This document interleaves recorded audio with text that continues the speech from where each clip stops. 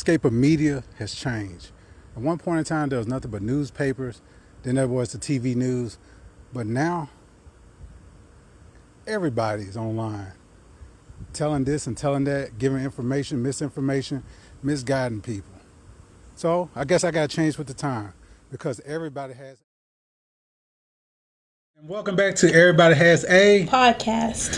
Hey, I love it when we get a shout out from other podcasts. If you pay close attention, you hear people giving us a shout out from time to time. So we're glad that you're tuning in, and we're going to start with ladies first. We're firmly into softball season for the young ladies. Now I got a confession. I don't get out to tennis and stuff like that. You know, I did get to a track meet that Millington was hosting. Coach Cochran and the crew hosted a bunch of teams from the area, so I saw some of the best female runners from Ripley, Haywood, Mumford, Millington, all sorts from around West Tennessee. But let's focus on softball because we got tangible things to talk about from softball. We got a chance to see Coach Sanfratello and the Lady Rebels against Fayette Academy. How they look to you? They look pretty good. They look, they got a solid pitcher. Laney Howe. Laney, I was going to say Bailey, I'm sorry. Laney, our signing day. Intro, yeah. I didn't recognize her softball. I was like, wait, her face looks a little familiar. And I was like, oh, that is her. It's like seeing a celebrity. Yeah, but yeah, they had some bats on them. It was like when they first started batting, it was like everybody was getting on a base. Now the one thing they might need to work on is listening to the coach because he was telling them go at third and base. They would hesitate every time, and he was about to throw a fit. Yeah, he said he was like, I just need someone to listen to me. He said if you get thrown out, it's my fault. So I think they need to know that. So, but he told us after the game the bats have been performing well all season. Laney is doing good in the circle. Got two younger pitchers that are working in the rotation. Give her a little break from time to time. Good lead off with Lola Sprinkle. There's only two seniors on the team. That's Lola, who's also signed, and Laney. So they both heading out of Chat State. So that's a good tempo setter, and they're gonna make some noise. They move back down to Division 2. Class 2A in Division 2. So USJ and all those schools, Trinity, they're competing with them. And I heard that St. Benedict even moved down, and they're on the other side. So there's no escaping. So there's going to be a tough league in private school softball regardless. But TRA is definitely going to be a top contender and when it comes around to May. Then we jump, and I got a chance to see Millington Covington, the big showdown in softball there. Those two teams, along with Brighton, are the two top teams in that district, and 15-3A. And Millington put out 11-7 win over Covington. So I told Liyah, whoever out of those three teams, Brighton, Covington, Millington, whoever has the best pitching should be the one to prevail. Whoever has the second best pitching will also advance. Because only two teams can go and extend to regionals and all that good stuff. So Katie Graves, she's looking good for Millington. She's coming into her own form. She's starting to dominate in spots, and she puts together good innings with that offense they got. And Haley Stevens, oh my goodness, saw her rope a double. That girl is lethal. Riley Washburn, the senior leader for Millington, she's also signed. She's a good, dependable bat. So that middle of that lineup is fierce for Millington. But then we got to see some more good bats. Okay, how about this? We walk up late to Mumford Brighton. We just like one inning late. But it was 8-1 late. So Mumford's up 8-1. Yeah. So look, okay, this game will be over quick. Then Brighton puts together a fierce comeback. Bases loaded, Lopez come up, hits a grand slam. Jacks it. So now the score is 8-6 in the blink of an eye. And then Gracie Williams, the catcher for Mumford, goes up there, gets the momentum back for her team with a solo home run. And then they just pour it on. They end up winning 19-6. What was your biggest impression from that game between Brighton and Mumford? I just think they're competitive, and I think because it was Brighton, they kind of had something like a fire in them to actually win, especially because I guess somebody said something about that redhead. Oh, you're talking about Gracie. Yeah, said something about a redhead. And so I guess they had a fire lit under them. So I think they really was trying to go get it and, get as many runs on Brighton as much as they could. Well, they're not in the same league anymore. Mumford, stop me if you heard this before. They moved up in class, and now they lost to Arlington and Collierville already. So it is a tough league, but I think once they find a footing and get their confidence back, they can compete with those teams. So those scores are not going to be indicative of how Mumford is going to play against the rest of the league when they Germantowns and all those. Brighton, on the other hand, we saw a couple of their pictures. They look good in spots.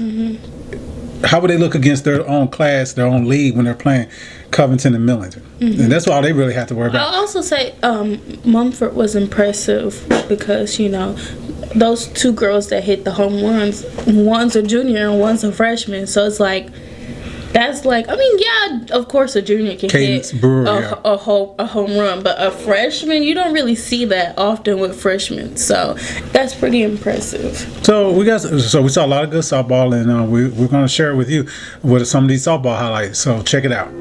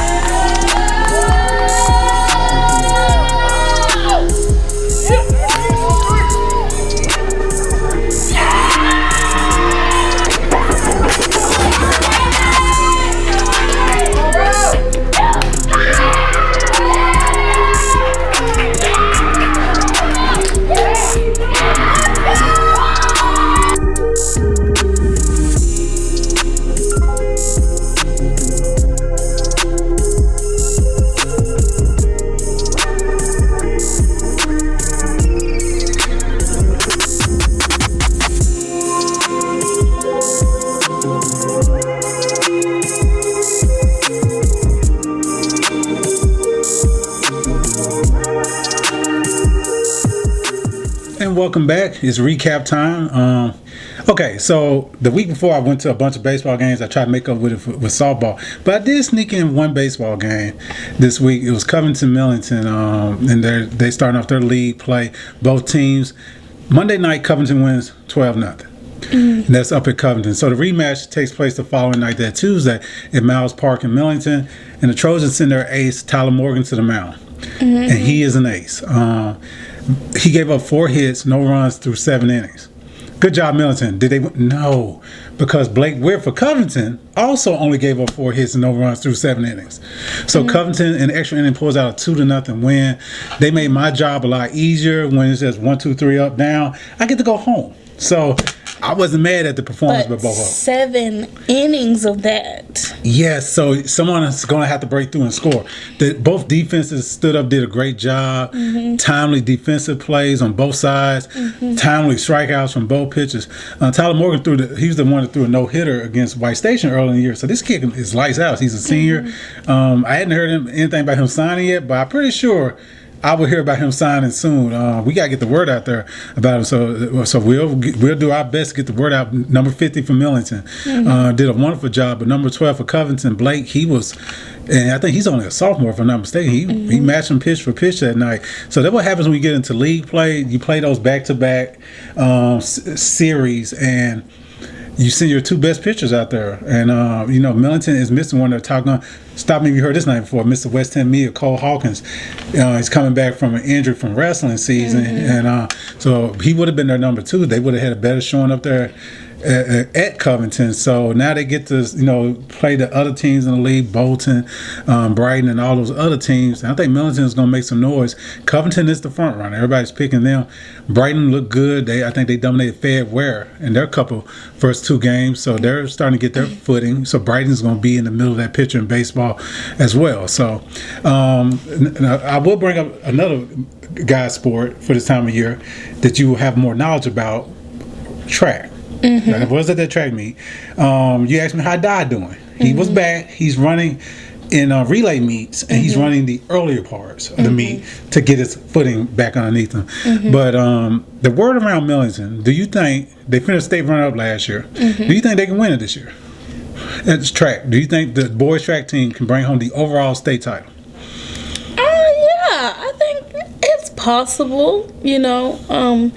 It's really hard to tell when it's the beginning of this season. Is it a season? I guess. Yeah. Track season. They have meets, but yeah, but in the beginning of the season. So as long as everybody stays healthy and they have a healthy competition and actually are competing with each other to be better runners and stuff. Even though track is an individual a sport, there's a lot of team efforts with it. They literally kind of race each other every day to get better and push each other to be better, athletes in track. So I just feel like as long as they're pushing each other to be faster, they could go all the way. It sounds cliche, but it's so true. Millington Track celebrated a couple signings this week. Charles Brown and Rodney Good, and Rodney's new to the team, came from Covington, and he said he had to adjust, but he said once Charles, Tayshawn, they were pushing him and making him get better and better, and other guys on the team, and it's 6 or 7 of them, but only 4 can run a relay. Seriously, but it's only 4 can run the relay, so 2 to 3 of them ain't gonna make the relay team. So they, like you said, they do push each other to get better. And Coach Cochran he's determined. Once he puts on that summertime hat, he turns into a different mindset. All the other coaches on there, Coach Dennis, who coached a lot of them when they were young, and with SYS track and in the EDA Flyers program. They know how to work hard and push themselves. So I think Millington Track, they stay healthy. Like you said, that's the first key. Get Tayshawn back to 100%. Get him to go out there and win that decathlon. Then we just take it from there. You start off with 10 points. He can jump. That boy can jump. Yeah, just don't hurt yourself. Yes. So hopefully just stay healthy. So really. Well, we're going to backtrack to baseball for the highlight portion. And we're going to show you some of the lack of offense from the Covington Millington pitchers duel. Check it out.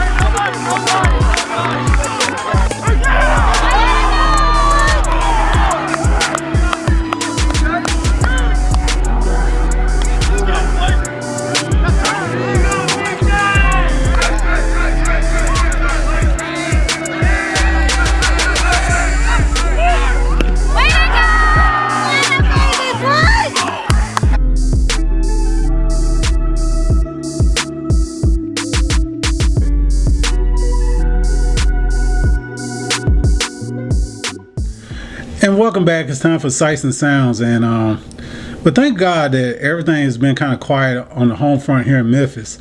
But spring break is taking place across a lot of more southern cities across America. And if you're in Miami, you had to be careful because the police force instituted rules, $100 fines. Then in one part, they threatened one lady, said, "You better not bring this foolishness to our beach, Daytona, Fort Lauderdale." And they said, if you got an unsanctioned event, you paying for everything. And the police force. So people are tired of their cities in Florida and on the coast getting torn up by people who want to have fun on spring break. As a millennial, we had fun, but we had MTV down there with their cameras, so we only could get away with so much. Now they record themselves doing the craziness in this new generation. Bless their hearts. But the spotlight has been put on one city in particular. I didn't know it was a spring break destination because I thought it was in the middle of the state of Texas, but it's kind of close to the coast. Houston, Texas, a place you've been before, a place you like. Family in Houston, yes. Take spring break out of it. What's your impression of Houston, Texas? I really don't know much about Houston, Texas because I'm on like the smaller city side of it. Like I'm not suburbs. in like the suburbs. I'm not in like. So are you like in the Collierville, Millington area? Hurston. I'm in just like Houston. So I think it's like the 5th largest city in the U.S. So it's pretty large. So you're on the outskirts of Houston. Yeah, and then like Katy, Texas too. So that's where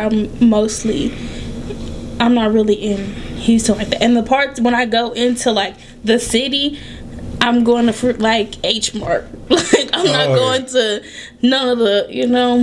But I think it's a chill city where the parts I've been to have been chill. Have you I've not been any crazy places. You've been to HEB? Yes, I've been in HEB. Okay, so HEB, and they're gonna hate me if I say this, but it's a glorified Kroger's basically. Okay, it's just a very fancy Kroger. Okay, like they got fresh. It's just better, obviously. It's like Publix. Yeah, like Publix, I guess. Like they got fresh food, okay.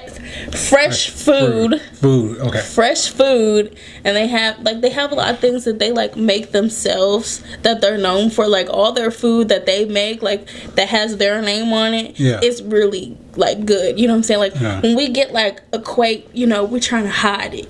Great Value, we're trying to hide it. Kroger, best yet. Kroger, all that stuff, we're trying to hide it. But people who go to HEB, they get the HEB stuff and they flex that because they love the HEB products. Okay, so do you think they carry Mama Tina's gumbo? No. You like that transition there? Okay. No, they definitely don't. Because they carry fresh. I'm just joking. Allegedly. So that leads into our first topic of Houston being on the spotlight. Yes. First thing, they'll get negative publicity because this ain't Texas. They don't drive Lexus. Okay. That's not the word. Yeah, I'm making fun of Cowboy Carter. They do drive Lexus. I make fun of Cowboy Carter here. Okay, so making fun of Mama Tina apparently. Yeah. A lot of people say they're getting sick for eating a gumbo. Yeah. It's watered down. It's like brown gravy. It's not real gumbo. So what have you heard about the Mama Tina situation? I just heard that my biggest issue with it though is that she's not from Louisiana. She just has she has roots down there. You know what I'm saying? And I don't know, just like growing up in like Minnesota and having family in Memphis and making Memphis barbecue. Like, you're not from here. You can't just claim it because you have family out here or like your parents are from here. But what if you take the recipe back up to Minnesota and start barbecuing with charcoal and stuff? If you are from the city and you're making the city that you're from's food in another city, I think that's okay. You know what I'm saying? But you're not from Louisiana. Like, you didn't grow up making gumbo like that. You know what I'm saying? You just stop by and grab some. Yeah. So it's like, I don't know why she thought she should have made, gumbo. Like, I get it, Beyonce talks about, the Louisiana roots and all that stuff, Creole and all that stuff. And she talks like it too. But at the same time, it's like, girl, you did not cook gumbo. Why are you cooking gumbo? Like, if you made Texas barbecue, I could understand that. Brisket, yes. But gumbo, girl, in Texas, Houston, Texas, I think tacos, Tex-Mex would have been a lot more acceptable than gumbo, if we're being honest. Well, she has a name. Her daughter is ultra megastar famous, legendary. Yes. Son-in-law. And that's why people who are talking bad about this gumbo, even if it's the truth, is getting dragged through the mud. Yeah, because you cannot say nothing negative about Beyonce. The Beehive is only rivaled by Army when it comes to crazy fandom, where if you attack anything social, that is not true. Don't talk about BTS Army, okay? See, she started proving we're not that bad. We're not that bad. There are some toxic people, and just like with the Beehive, there are some toxic fans, right? But not the whole entire fandom is toxic. Just because the loudest ones are toxic don't mean the whole entire fandom is toxic. Put it like this: the people who literally videotape themselves being sick from the gumbo are just told to go somewhere and suffer, because you do not come for Beyonce mama or Mama Tina, as they're saying, like they relate to her. A lot of people went and spent $27 for a little cup of gumbo, as most depictions, 2 or 3 pieces of shrimp, and just because Mama Tina said get it. So another black eye for Houston and the Houston Rodeo, which I found is a long time tradition. It's a family event. It's it shows off livestock. It shows off farmers, and it's just the culture of rodeo and Texas, how important that is. So this has been going on for over a century. And now this year, it became known for Daisy Dukes, short shorts, and revealing clothing. And to the point where they had to institute a dress code during the event. They didn't wait till next year. They said this goes on immediately. Put some clothes on, cover up, because children don't want to see it. Mm-hmm. So is it just simply a case of attention, just needing attention? Yeah, it's just attention, no decorum, just no class, no self-respect, no father. Well, what if you got a father in your life? Not a good one. None of them girls got good fathers. If they do got one in their life, I know it ain't good. Because I know me, I could never. I will kill you. Yeah. I would never. Yeah. So I just feel like they just don't have any self-respect. But is there a time or place to dress like that? No, not really. The club? No. I don't feel like you should dress like that anywhere in public. Maybe in the private of your own home. What? No, a Sexy Red not concert? even at those concerts. You shouldn't be publicly dressing half naked anywhere. The only place that you should be half clothed is your own home. Okay, that's the only place you should be half naked at. So my last question for you: what would you say to the young ladies out there who would say you're being a pick-me and you need to let women be? Men shouldn't sexualize them and make them objectify them and all that. What would you say to them? Well, I'm just like, if you're showing parts that are just known for that's sexual, you're showing sex organs, right? You know what I'm saying? Mm-hmm. The people you're gonna put 5 and 6 together. They gonna make the math themselves. Yeah.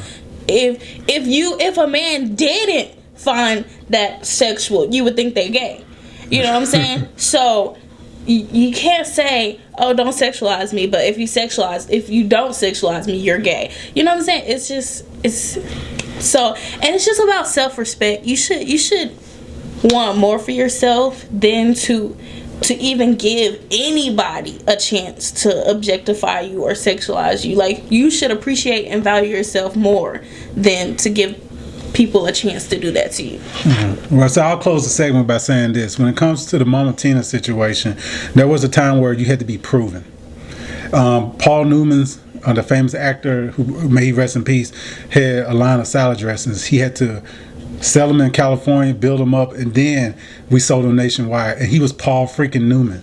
You have to validate stuff and prove yourself. And then on the second issue of the scantily clad young ladies and co-eds and some older women older than me, attention is an addictive drug. It really is, for men and women, but it seems to affect women more often because they have more opportunity to get attention. Is it really worth getting those eyes on you if it costs you your dignity? Mm-hmm. So to transition, we had all eyes on 3 signings this week, and we had 3 young men who are going to move on to the next level. And they had some important words and thank yous to the people on their signing day. So we're going to hear from Rodney, Charles, and Yanni. So check it out. I want to thank my mom, my dad, my family, my support system. They always was on my back, even both sides of my family was always on my back about grades and stuff. Couldn't get out my ear about it. If I so much as had a B, I'd be getting cussed out. I think my track teammates, I transferred over a year. Mario, all them, Orion, Willie, Trey, of course, Trey.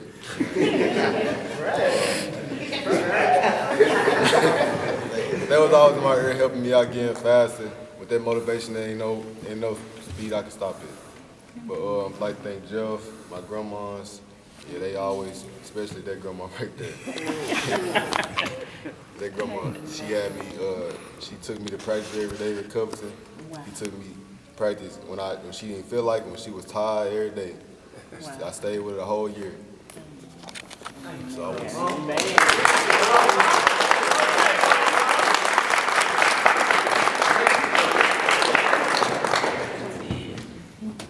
I just hope my brothers, Zah, Quay, hope they take after me, keep their grades up, keep sports if y'all want to.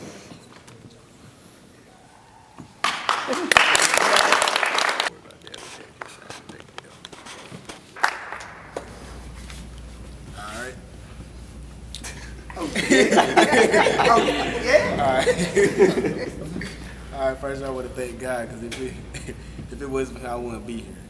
And I thank my family, my track teammates.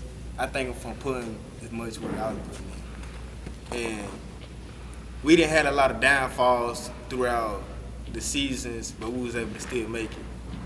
And all I'm gonna say is, I'd say it was a huge setback, but now we where we want to be at now. And when we put on it, we put on the medal, and we win the state title. Shoot, we're gonna be the best program in the school, to be honest with you.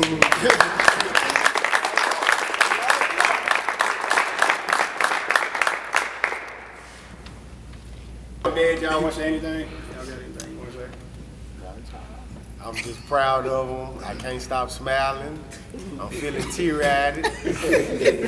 First, I'd like to start by thanking my family for always supporting me, always being there for me, especially my parents. There's no chance I'll be where I'm at today without them. So thank you guys for that. Next, I'd like to thank my coaches, Coach Sanfran, Coach Stick, Coach Ricky, for all the guidance and wisdom you guys have given me over the years. I really appreciate all you guys have done for me. And lastly, I just want to thank all you guys for coming out and supporting me. It really means a lot. And we're back to close out with our final segment, and a lot going on in the world, as you know, from military action and conflict. You know, that's very serious stuff to our brothers and sisters in Hawaii who are trying to survive with flood. And you're on the island and it's flooding. That is a very scary situation. There's not too many alternatives for safety. So our prayers are to those who are in the line of danger, who are going through tough natural disasters right now, and to just people who are going through troubling times and losses right now. You do have a few escapes out there in the world right now. The NCAA tournaments, both the men and the women, are getting close to the Final Fours, which will be coming up in the first week of April. I don't care that much about the women. Don't care too much about what? What? Oh, the women's. Well, but they still have a nice venue in the Final Four. But the ratings have dropped down since Caitlin Clark has exited. But Illinois, congratulations to them making it to the Final Four. If you had them as a 3 seed, congratulations. I have Duke winning it all, so you know how that goes. Arizona, still out. Tennessee had a good run in the men's. The women, come on, Lady Vols, get it back together. Last time this has happened, I was 15 years old. Now I'm 44, so that is almost 30 years. The NBA expansion, but when it did expand, the Seattle SuperSonics were a team, and to know that they're coming back, and they better be the Supersonics, is awesome. And for the longest, they wouldn't have a team in Vegas or Nevada because of the gambling. But since everybody has FanDuels, sports betting is acceptable now. It's everywhere. It's just a touch of your phone. So they kind of like, why not have a team in Vegas? So that's where they're going. So, but also it's kind of scary because, like, you know, I hear that they're only picking kind of like not the superstars. Oh no, it's called expansion draft. The bench riders of the team. How old are you? I'm 22, but I'll be 23 next month. So in 1996, you were not alive. So no, it's called expansion draft, and you had to put. So it's gonna be like the worst players. That's why these teams. That's why user expansion teams suck. Yeah, that's why they were like it's taken even Charlotte a long time to even bounce back from, you know, their expansion. And they were like a retool franchise. Yeah. So this is like the last time we had true expansion, it was the Vancouver Grizzlies, now the Memphis Grizzlies, and the Toronto Raptors. But can I say something actually? One thing that I remember in college, I had an advertising class, and we had to make a organization that, I don't know, I made mine a football team based in New York that was called the Hamiltonians, based off of Alexander Hamilton, because, you know, I love Alexander Hamilton. But one of my classmates, he made a Las Vegas NBA team. Two of my classmates actually made an Las Vegas NBA team. One was the Scorpions, because, you know, they're known for having scorpions out there and all that stuff. And the other one was like based off of like poker chips and like I don't know.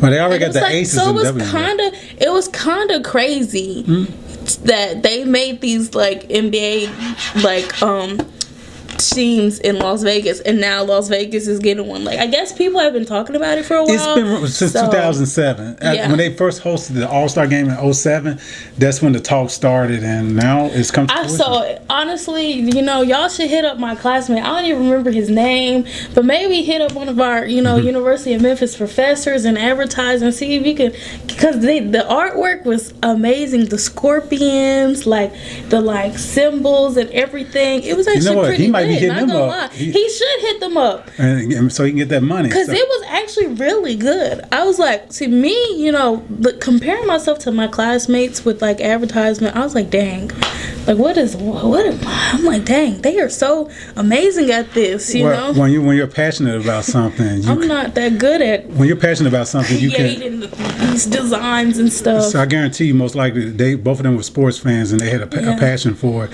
And speaking of a passion for sports in University of Memphis, that brings me to my closer this week. We lost a wonderful man this week, Mr. Charles Ray Maddox, my pawpaw, my dear friend of the newspaper for 15 years, 94 years old, member of the Air Force, you know, a dedicated American, grew up in Memphis, graduated from Humes, big fan of Elvis and Dolly Parton, and he would come visit me at the office, and we'll watch westerns and listen to music from that era. And a man that was 50 years older than me, we bonded because he's just a genuine good person and loving person. So Millington, that community has lost a wonderful man, but the world has lost a true champion. And loved sports, was a season ticket holder at the University of Memphis for basketball and football, and had a smile that could light up a room. Wait, I heard that's not a good thing to say, but he really did. He was one of those people who genuinely was awesome. So I'll always remember him. I keep a picture of him on my desk.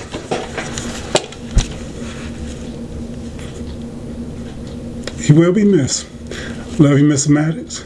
And I know your angel watching down on us and a lot of people. I had to share him, but I thank God that he was able to share a part of his life with me. So that's our closer for this week. We hope that you have a blessed week, and that something we said or did here today makes you want to go to your loved ones and say, I love you. And we appreciate you, and we'll catch you next week. Bye.